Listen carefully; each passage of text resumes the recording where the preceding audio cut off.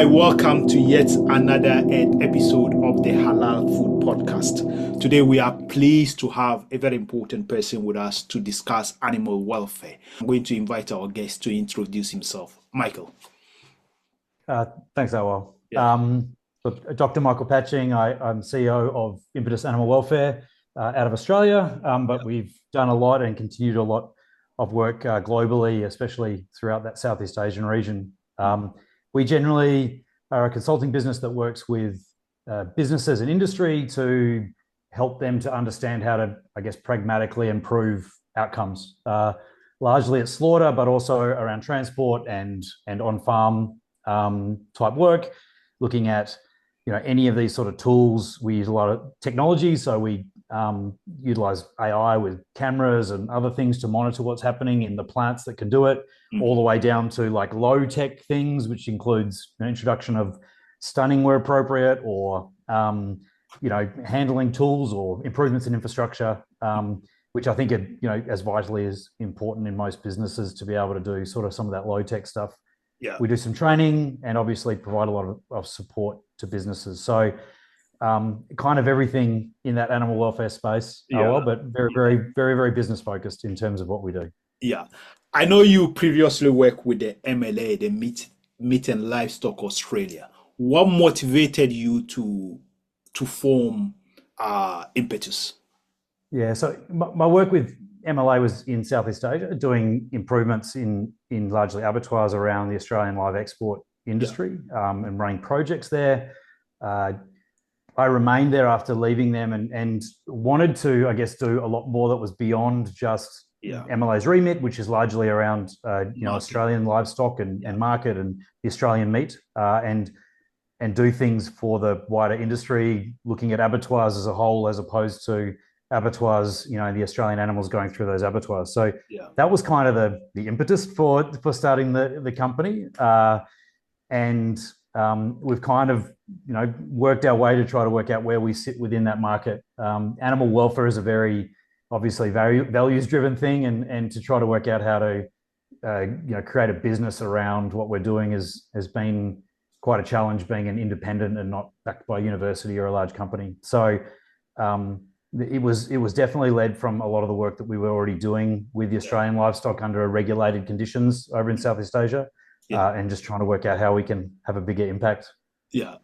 You said you use AI in some of your training and also your interaction with industry. Where is it very important to use AI? Is it to determine what happens before slaughter, or where in the abattoir do you think AI is more useful? At the moment, AI is really it's a kind of almost misused term just because of the big flow of AI and everything. I break it down. The system itself is essentially utilizing, or it can utilize, different systems exist, but the one we use is Argus, and we've got a partnership with Argus in Southeast Asia and Australia. And within that system, it uses vision. So it has vision systems looking at movements of humans and animals and flagging risks. And really that's really where it's sitting at the moment, is flagging those risks, and also uses sensors on devices because vision can't see everything. So being able to use sensors on devices helps to quantify the amount of electric goad usage, or when restuns are done, you can put sensors on things. So it helps to build a bigger picture. So there's no one real specific time. There are obviously risk periods. Unloading's a risk period. That pre-slaughter race is a risk period, just from a handling perspective, especially in Australian abattoirs where you got higher volume movement of animals and different classes of livestock. And then at slaughter, it's pretty important to just get some idea about the when things aren't working, when the stunner is not working, or when specific things are failing.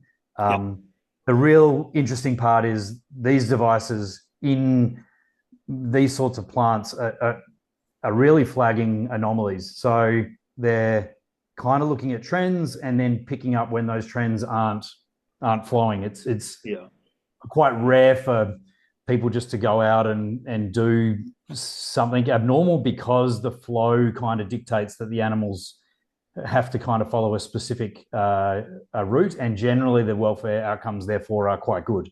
But if the device fails, or someone for some reason an animal's doing something abnormal, or a person's doing something abnormal, then it's quite useful for picking up when those things are happening, so that the businesses can make sure they're on top of those risks. Yeah.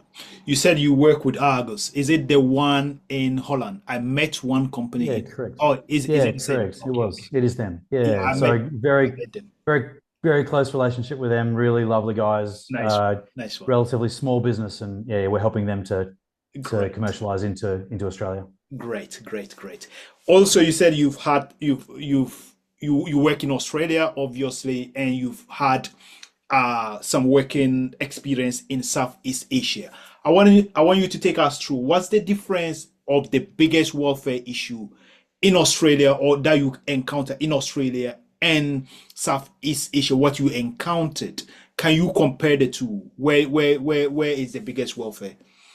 I think the biggest finding for me over all this time is that essentially it doesn't matter how big your business is, doesn't matter what your location is, what your country's culture, etc. are. Yeah, It really comes down to three elements for me. We've yeah, got the infrastructure that exists, so the investment in what the holding areas are like, or what the race or the stunners, etc., if you have them, are, or the restraint boxes look like.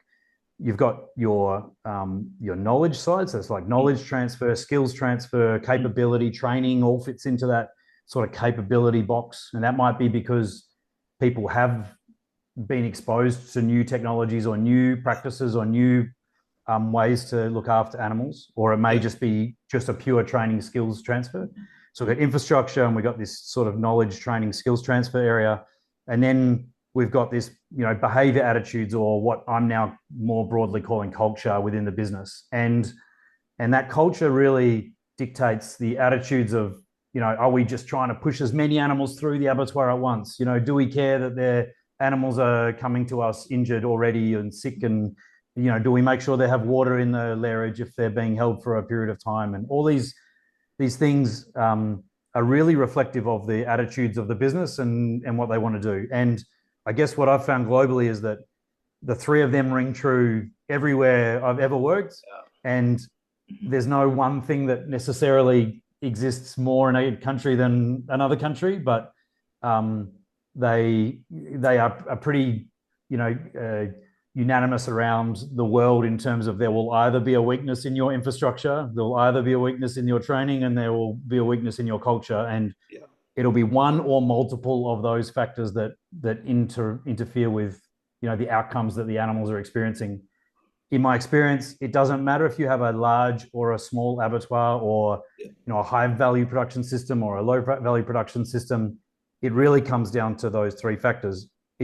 There's more pressure on you when those systems change. So if you have a high throughput system, you need to make sure that you have better infrastructure that allows low stress stockmanship and allows the animals to flow better. You need to have better training, because if you don't have good staff coming through, then we're trained to know what to do, and all the best knowledge, then you won't get a good outcome for your animals. And if the attitude isn't coming from leadership around the way that you're treating those animals, because your company is now bigger, it becomes a bigger problem. So my experience is that there have been some abattoirs I've worked with in Australia that are failing in a number of those factors, and therefore they are doing some horrific things, like, yeah, I don't know, not maybe not horrific, but some bad things occur on an ongoing basis and more regularly. yeah, In the contrast, in say smaller throughput facilities, they can do pretty well with basic infrastructure. They don't need, because they're only killing 5 animals a night, mm, and therefore they don't need that high level of infrastructure. But they may need to compromise a little bit more with training to make sure that their staff know what to do. Culture seems to be the common one. If they have a bad culture, then if they have got bad, it doesn't matter what you do otherwise. The training and infrastructure will always follow it anyway, because if you had a bad culture, you don't invest in infrastructure and you don't invest in training. So my focus really is in terms of what we are doing commercially, and we need to shift our thought to what those attitudes and culture is, and then the rest will come through anyway. yeah, yeah. You see, I've had some experience in working in some parts of the world, Middle East, and also Africa. in some parts of the world, we have to be honest with ourselves and say, look, welfare is important, but the economic status of the people is not good enough. For instance, if you take an electrical stunner, for instance, which is costing $100,000, $200,000 to install, not everybody in Africa, for instance, can afford that. How do you think, with your experience, people with low economy, people who are struggling to even survive, how do you think they can approach animal welfare? Still good welfare, but although they don't have money to buy sophisticated equipment.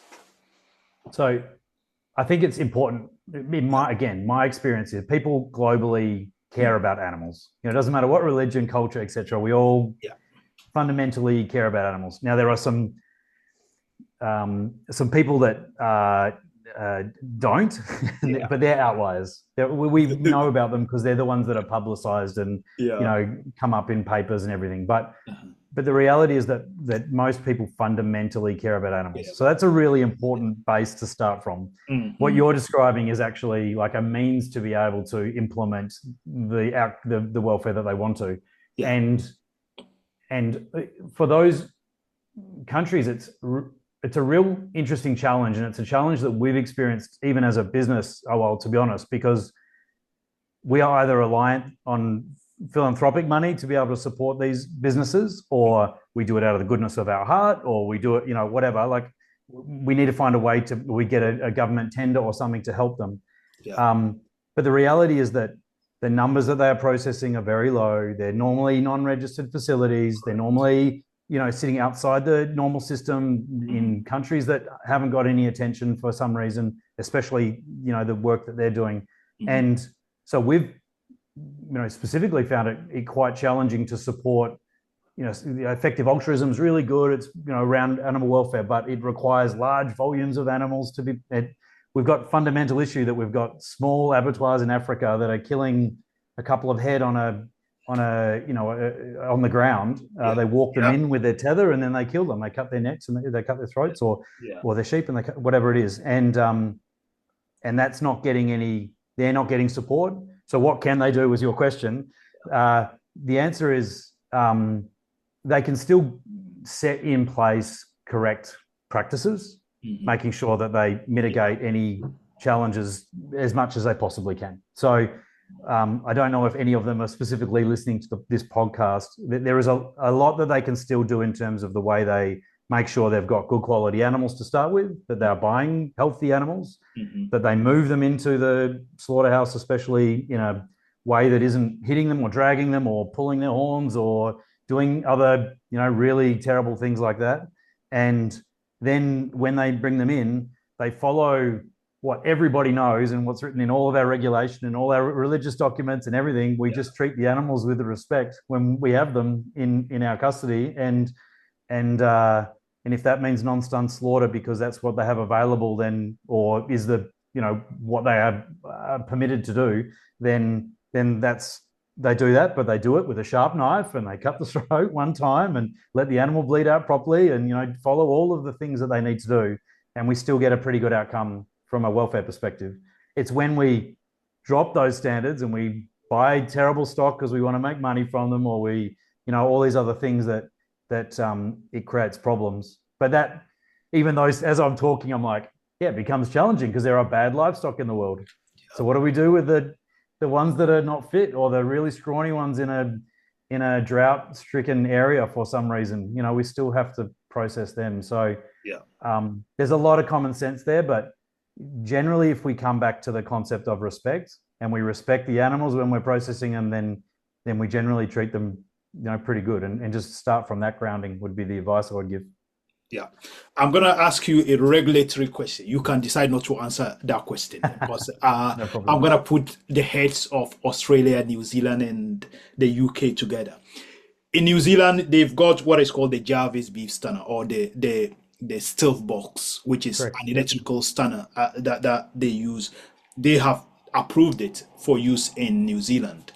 In Australia, you guys, mainly for halal, you use the percussive or the non-penetrative captive bolts. Both methods, for your information, are illegal in the UK. You cannot use them in the UK for according to our Yes. Minister of Agriculture, which is called Yes. DEFRA, is not good for welfare because the one in New Zealand, it uses what is called electroimmobilization, and Correct. that is inconsistent with our legislation. Have you had any welfare issues in if you've got experience with your method and the New Zealanders method? Have you had any have you observed any welfare issues with it that you can convince our government to start accepting it? So, the short answer is no. Like, if we're just purely looking from a welfare perspective, Yeah, percussive stunning works well. Like, we need to do repeat stun. So there's things that you need to look out there. There's like I'm going to use a number 2% that you would need to restun because there's some level of consciousness. Now, when I say that, it's really important to clarify that. very important. Very important. There may be signs of consciousness, but I'm not saying there's sensibility or the animals can feel anything, and they're being stunned immediately anyway. So within seconds, they're being restunned. Now, that isn't compliant with halal. So there's another halal conversation we may want to have with this, but there's a very small percentage of animals are rejected because of that anyway. So there's percussive stunning, and there's a whole lot of things, again, halal conversation around percussive stunning, non-penetrative percussive stunning. But in general, yes, very good procedure. Haven't generally seen problems. Heavier animals can sometimes have issues because of like really heavy animals, but the UK have gone the other way, and it's a certain age or a certain weight, 50 kilograms or something. If it's more than 10 kilos, you cannot. Right. So that's like a chicken. That's like a chicken. So they've gone for the same reasons, but they've just gone too far within the regulation to mitigate the risk. So, I'm talking really, really heavy animals that are probably older bulls that have got thick frontal bones or whatever. Like we know in buffalo, the anatomy of buffalo means it's basically impossible to use non-penetrative stunning on buffalo, but that's effectively, at least. But they're like outlier extremes that you could call out. Yeah. The short answer is, percussive stunning, no problems. Electrical stunning, also no problems. Electrical stunning works really, really well. The challenge with electrical stunning is the animals look different. And you would have seen that when you went to New Zealand, like the animals kind of look differently after they've been stunned with electrical stunning. They don't look like they look like when you percussively stun because of the way the electrics works and the way it causes the seizure over the brain. And so there's a bit of an adjustment to get used to what animals look like effectively stunned with electrical stunning, with a caveat that there probably is a lot more work needing to be done on electrical stunning in general to make that a lot more sophisticated. But that requires investment, etc. But electrical stunning also works well. I understand the regulations around the electromobilization, and it's a real thing to think about and consider, which probably leads to we can do more work on it, and we can have a look at what these animals, how often they're showing signs of recovery, especially when we start getting to cattle. So in the small ruminants, I don't think it's a major problem, but with cattle, that return to consciousness, there's ways we can mechanically get around it by sticking them quicker and changing our processes a little bit so that we can cut the throat and stick them quicker. So there's definitely ways to compensate for it without regulating against it. My flip to it is, in the UK, the biggest issue you've got is if for religious slaughter, my understanding is that you then allow non-stun slaughter to happen. So there are significantly more, and again, this is going to probably be a little bit controversial with your audience, but there are risks with non-stun slaughter that if it is done right, it can work. There's no problems if you've done no stun slaughter correctly. That there's I'm not arguing that point, but that there are just risks that if for some reason we're human beings and we don't do the slaughter properly, then I've seen some really bad outcomes where there's been no stun slaughter and the cattle stand there for 2 minutes while they slowly bleed out. And, that's not what we want either. So if we can reduce those risks through having, procedures that within whichever country is providing the halal certification, that whether it's electrical stunning or percussive stunning, depending on which country is providing that certification, then they're good techniques. They work well. They shouldn't be an issue.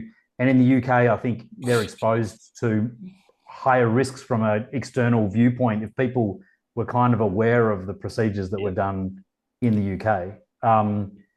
Yeah, especially when electrical stunning is accepted in the halal world generally.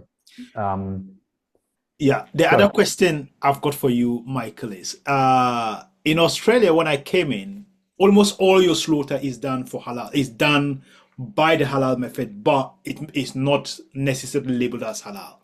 How have you been able to convince the public that it's okay to do halal? Because in the UK, even if you stand in for halal, it's still a problem. So how have you been able to calm down the anti-halal brigade to say, look, this is what we want to do and we are doing it? In terms of what, sorry, from a marketing perspective that we are No, doing it? in terms of public sentiment, people just saying we don't want halal. In the UK, we get that. We don't want halal, full stop. Whether you stand it or not. They don't want to buy halal products. No, they don't want people to slaughter halal. They don't want abattoirs to process halal. Yeah, well, so I think the difference is because percussive stunning is allowed. It changes things. And if for some reason it wasn't, now that, I believe the electrical stunning it creates problems because we get, blood splashes and other issues for our high value product. Yeah. But in general, there are alternatives and options to stun animals pre-slaughter that are accepted within at least the Australian Islamic markets that we're exporting to. Yeah. So the short answer is the reason why it's accepted is because Australia did very well with negotiating their import protocols to countries that they accepted the procedure. So they accepted the procedure as being halal. From a domestic perspective, it's accepted because, coming back to your initial question, the procedure itself is actually quite a good procedure. It results in loss of consciousness and sensibility. So there, from a welfare perspective, it's a really good outcome for the animals. So there's the welfare side isn't an issue within the halal product in Australia because we have stunning. Yeah. Now I want you to just address the blood splashing. That's a big issue. Well, that's an issue that affects premium parts of the animal as well. So what are some of the mitigations you can use to, if not prevent, but manage blood splashing? If you knew the answer to that, if I knew the answer to that, then I wouldn't be doing what I'm doing. I could probably just, market that. Blood splash isn't well known, isn't well enough known, is really the short answer from everyone I've ever spoken to about it and that have ever done research. Yeah. There's two levels to it. The blood splash itself doesn't actually cause any eating quality problems. So it doesn't, you can eat the product. It tastes exactly the same. If you didn't know it had blood splash, no problem.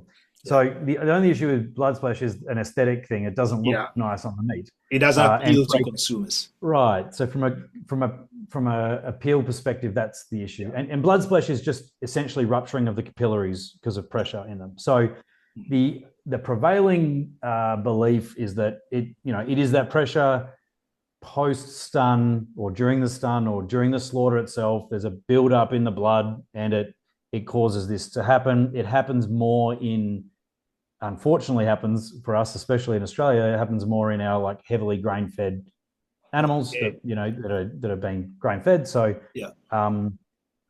it's a problem because we're trying to market that meat aesthetically as a high-value product. And therefore it's an issue that needs to be considered significantly, which is why electrical stunning hasn't been widely adopted because of that blood splashing. And there are some other eating issues that we've seen in all livestock species with electrical stunning that it causes, eating quality differences. So that's kind of, what happens to mitigate it, decreasing the stress of the animal. Stun to stick time, I believe, is an important thing, although I'm not aware has actually been shown to be a thing to relieve some of that blood pressure. But it's largely not a well-known.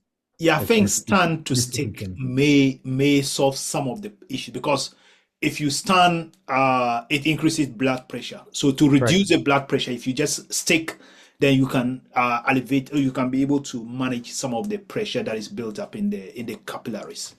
So that makes logical sense for me as well. The challenge is that whenever they've tried to do it just appears with certain batches of animals and then will disappear again. And therefore doing a scientific type experiment on we've changed this parameter. Has this parameter now resulted in a better outcome? Is a very difficult thing to do, because you kind of need to do that for a long period of time to see if you get another spike in your blood splash later on down the track. So you can't just do short sort of studies on it, because it's not a repeatable thing that happens reliably, and it's happening in high value animals anyway. So if we're doing it, you don't want to lose all your high value animals. So it's a bit of a challenge.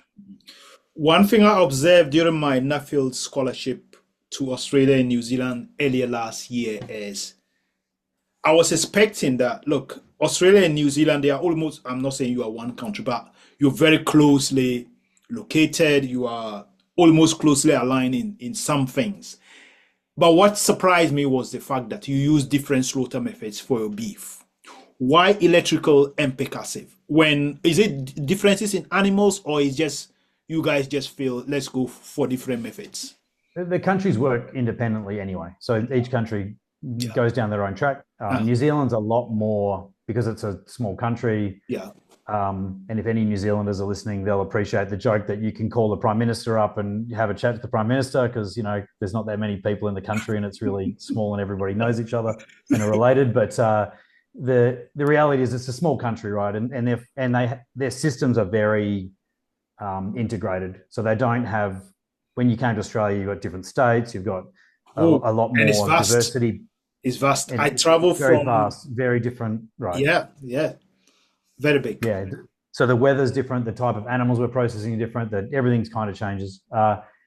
And we have high value animals, more high value animals in Australia, whereas New Zealand are generally, the quality of the meat in New Zealand is still very good. I'm not saying it's not good quality meat, but they've got a lot of dairy cows in New Zealand, and they're processing a lot of dairy beef, and they don't have as much grain finishing is probably the big one. So they're not marbling, they're not adding value in marbling in that many instances, and therefore they've just got a very good pasture system with good quality meat that they're producing, but largely 100% pasture finished. Whereas in Australia, we've got a lot of grain finish, not necessarily feedlots like they have in the States, but a lot of grain finishing, and that grain finishing is again what causes problems. And again, with high volumes, etc., it's hard to change behaviours. But it was essentially mandated in New Zealand, and so that's what they do. So, Michael, the other thing is I've been asked to develop a welfare training course for some international, some countries. From your experience, where do you think welfare training should focus? Is it operator training, focusing on equipment, functioning of equipment, or animal behavior? Yes. At the abattoir. If we're just talking about at the abattoir, the training you're developing, the answer to those options is yes. It should focus on those things. I think neglecting discussion about technical stuff. Obviously, you need to make sure technical skills are understood. And we need to make sure that people can maintain equipment. It becomes a major issue generally. If we come back to my three things from the beginning, equipment fits into infrastructure for me. And if they're not maintaining equipment, then we get problems. And that could be as simple as making sure there's no bags sitting in the lairage, or, that animals are getting, or there's no wires sticking out, or simple things like that. They need to make sure that they're doing and checking that stuff, but also maintaining their equipment to make sure it works properly. And we need to be understanding how animals are thinking. And if we don't understand how animals are thinking, then we get frustrated.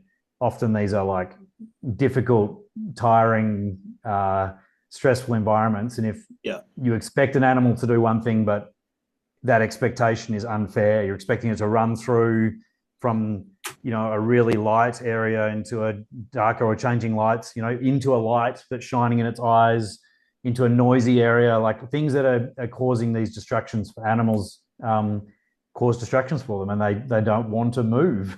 And then if you stand there and expect them to move, then and you haven't understood that they don't like that, then you're going to end up getting into the situation where you're either going to hurt the animal or the workers are going to hurt themselves.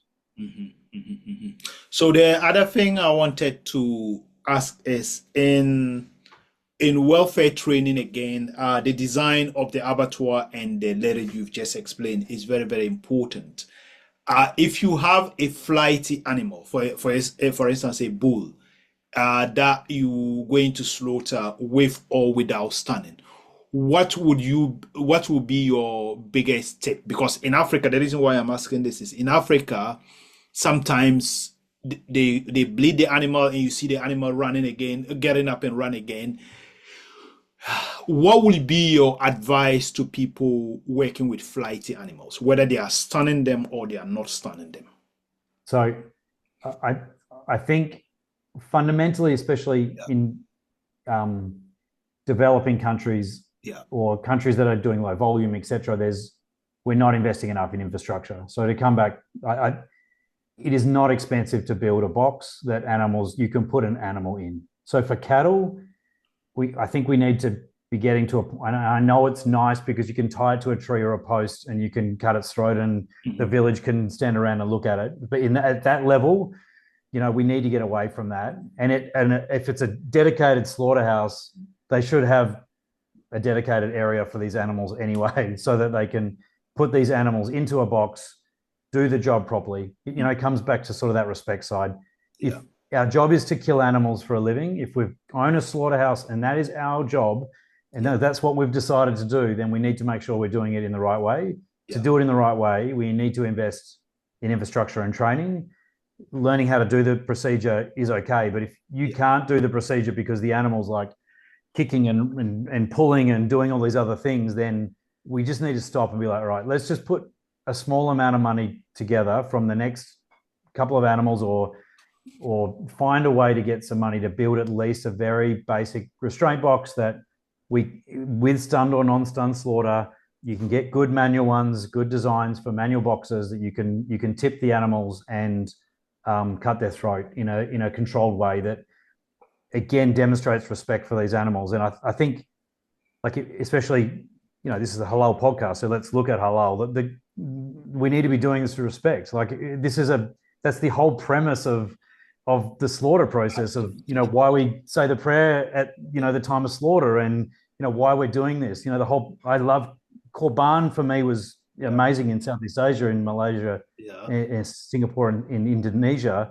when I was involved with businesses that were processing, or, like, getting animals, and then people were connected to the animals. They could, in some cases they were feeding the animals up hmm, beforehand, and they hmm, were connected to the animal, and then they had to kill their animal, and they were crying when they were killing their animal. And that's, for me, was like the fundamental, well, not the fundamental, there's obviously the giving element as well, but the other purpose of that Korban period is to connect to where our, to life, and to where our meat's coming from, and all these hmm, other things. And for me, that's like, respect is really the word that then sits with that. And and I was, I get frustrated when we have any regulation, that might be religious regulation, or legal regulation, where we lose sight of the fact that we are in charge of these animals, and it's not just a compliance thing. It's not just buying any Korban sheep. It's yeah, buying the best one that we can afford, and it's yeah, we're doing it because we want to do it from a respectful position. absolutely. And from a killing side, and Yeah. those that are responsible for that process have a responsibility to make sure that we're doing that process correctly. Mhm, mhm. So you've emphasized, as a welfarist, you've emphasized the fact that respect for the animal during halal or even conventional slaughter is very important, Correct. respecting the animal. But if an abattoir operator is listening to us, apart from respect, is there any other benefit to good welfare? Does it affect the quality of the product? Does it affect profitability? Can you just please throw a light on some light on that? The the easy answer is yes. It improves the meat quality, and the quality of the product coming through. Yeah, The only caveat to that is that uh, only if it's at a really basic level. So if we're talking about someone's beating the animal, not giving them water, not feeding them properly, they're getting injured on the way in, they're bruising themselves because the infrastructure is not good, or they're being handled roughly. So if we are physically damaging the animals, then I can demonstrate return on investment for doing animal welfare improvements easily, like very, very easily, because you have bruised meat that you're cutting away yeah, and other stuff. So that's very, very easy to do. Or water is a simple one. You know, if they're not hydrated, then you'll get a meat yield difference. So very, very simply at that level. The next level up is from a stress perspective. So if you are further processing the meat, you're hanging it, chilling it, and other things, you'll get an eating quality change because you've got, if you have stressed animals versus non-stressed animals.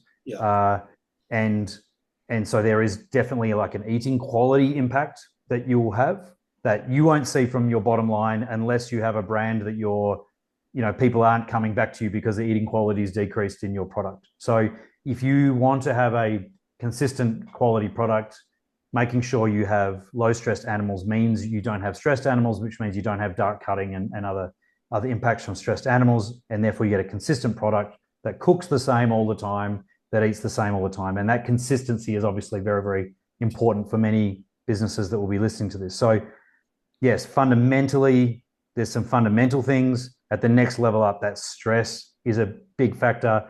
And then the third one are the less tangible ones. And they are, once you've got on top of that, there are a lot of untangibles. If you've got good staff that are looking after their animals properly and care about their animals and are doing good animal welfare, it means they won't be littering and won't be doing other bad things which will cause you productivity issues as well. So it comes down to culture. If you have a good animal welfare culture, it'll result in a good food safety culture. It'll result in, you'll have just a good culture in your business. So they're the sort of three levels that I think about, the impacts of good animal welfare within a business structure. Yeah. Also, you've just mentioned culture, and we know culture can be positive or negative.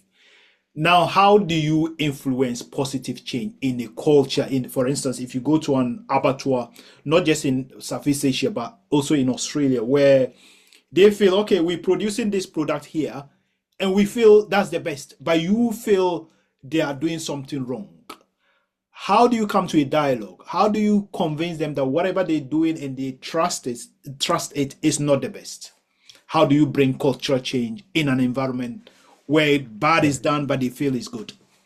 So the outcome in terms of the way they are, what they are performing and the outcome of what they're producing is largely impacted by three main factors. Those three factors are the systems that they have in place. So if they've got good systems in place, then they're managing their risk, the HACCPs, whatever they've got in place. So systems is important to have in place. Signals are also really important, and those signals might be like physical signs that are up, or they might be more signals in terms of how people are behaving with each other. Yeah. And the third one is behaviors, like actual specific behaviors. And within behaviors, 70 to 80% of those behaviors are led by leadership. So yes, the systems are important.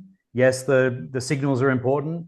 But the reality is that if you don't have the leadership on your side and backing up those behaviors and convinced that this is a good thing, then it's going to be a short-term change, or you're just not going to get change. Really is it kind of comes down to that. You can get some small changes by me going in and fixing some stuff up, but you're only going to get cultural fundamental change if leadership believe that. So the work then comes in recognizing where that leadership is breaking down, and that it can be at different levels. It may be at the GM level, or it could be somewhere else further down in management that are the ones that are causing the problems. And when I work with businesses, it's pretty easy to pick up because you just ask a few questions and everyone always knows who the problem is. And you don't ask who the problem is, you ask other more subtle questions, but it's quite clear where the system is breaking down or the attitudes of the business. So a lot of the work then has to come down to, where is it breaking down from a leadership perspective and working with that leadership. And if leadership don't want to change, then it's not going to change, to be honest, is the answer. Yeah. Now let's talk. This is going to be one of my last questions. We just coming to the end of the podcast. Australia is able to export your products to almost everywhere in the world. When I visited some of your guys, I met Duff. I think Australian products are exported to around 130 countries. How have you been able to do it? There are people in Europe, countries in Europe that want to access more markets, but you guys are everywhere.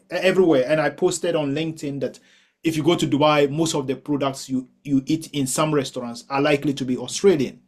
What have you done differently? Or is it that your products are just good? Don't be biased. Our products are pretty good.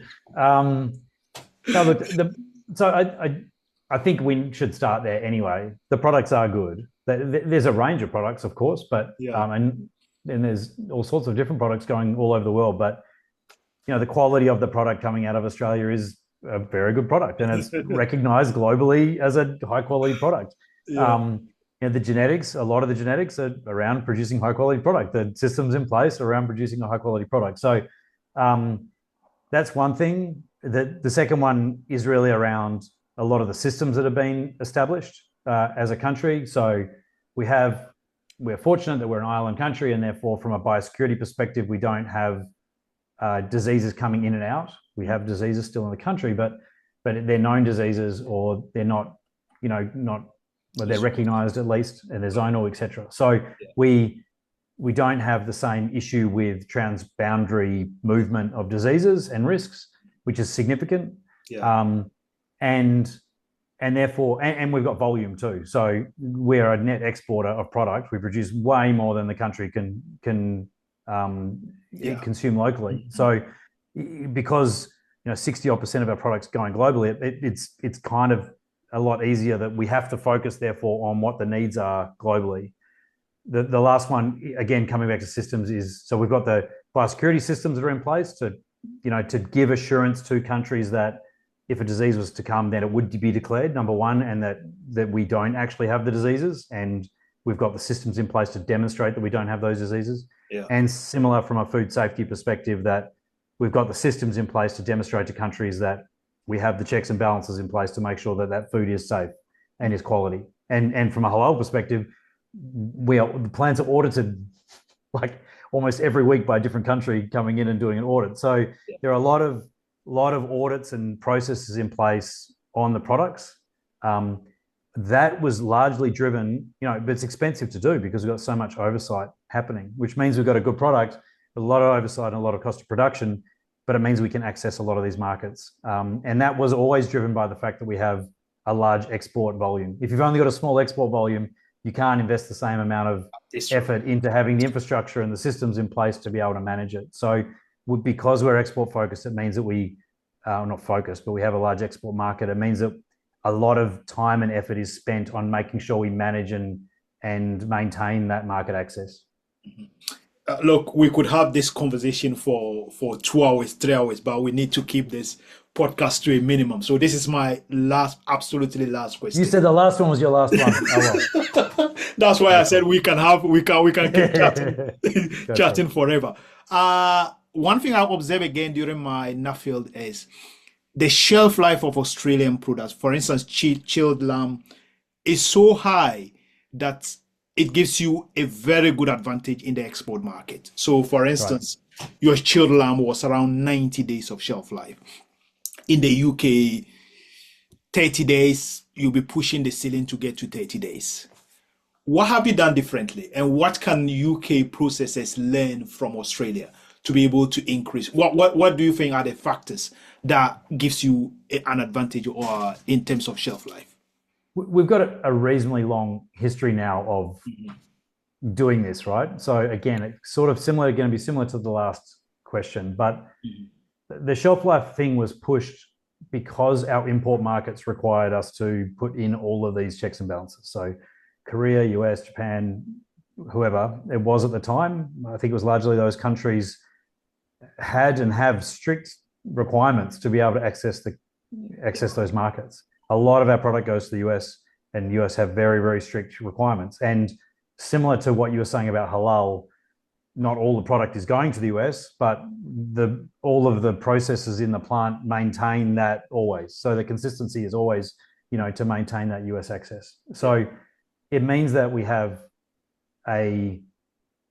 we're not somehow magically better at food safety than anyone else in the world. So that's the reassurance to the UK processors. Yeah. But to be able to get up to the standard of Australia, you need to be able to put in the same level of commitment towards getting the product to that level of safety.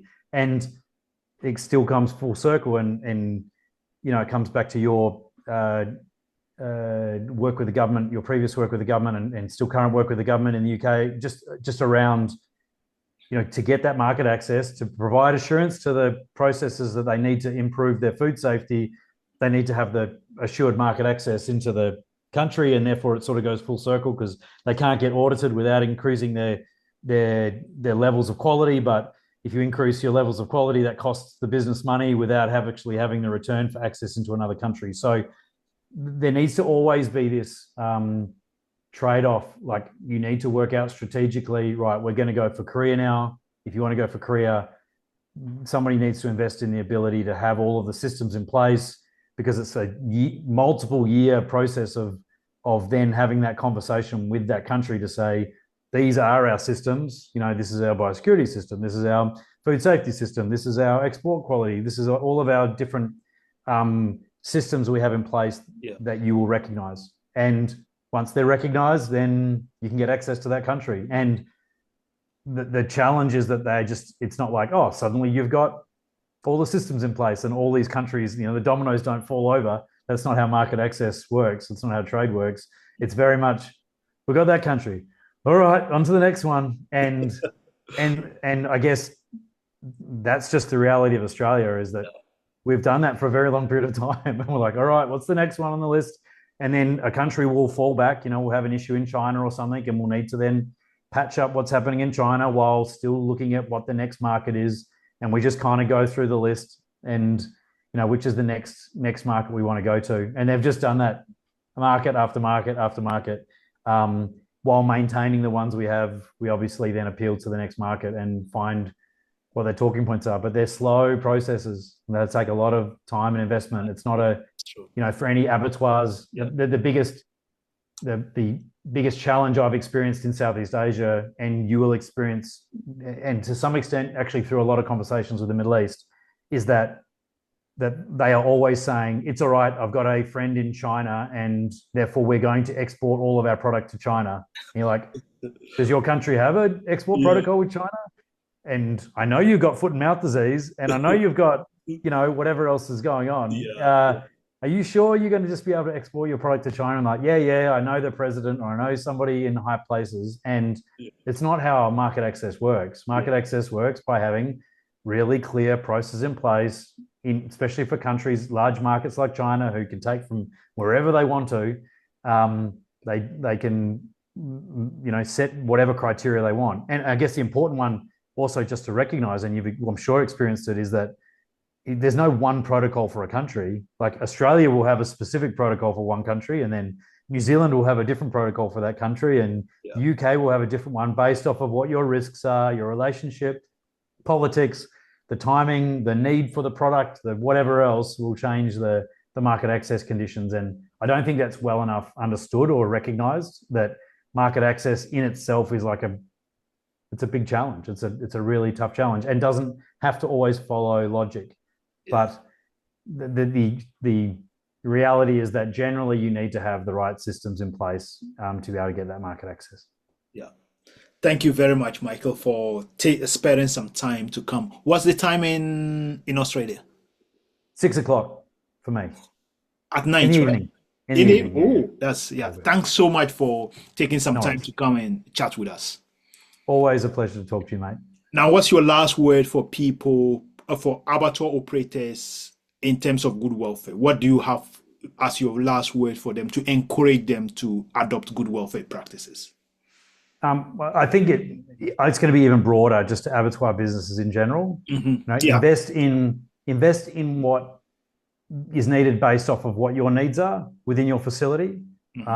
If you overcapitalize, you run out of money before you even start processing the animals, or you don't or can't use the technology because it's too expensive and not fit for purpose. So get things that are fit for purpose for your business with welfare in mind. And I guess, it's been a running theme through enough of this is instill this culture of respect within your businesses. And if you instill a culture of respect within your businesses for the animals and your staff, you're going to get a good outcome from a welfare perspective. All right. Thank you very much, Michael. And if we need you again, we'll invite you back. And I would love to invite you back again. No worries. Wonderful. And if any of your listeners want to reach out to me, then LinkedIn's probably the best way to find me. LinkedIn. So Okay. just Okay. look for I'll Michael leave your Patsy on link. LinkedIn, and Yeah. wonderful, mate. Yeah. Thank you very much, Michael. Thank you. Cheers. My pleasure. Thank Okay. you. Bye. Bye. Bye. Bye.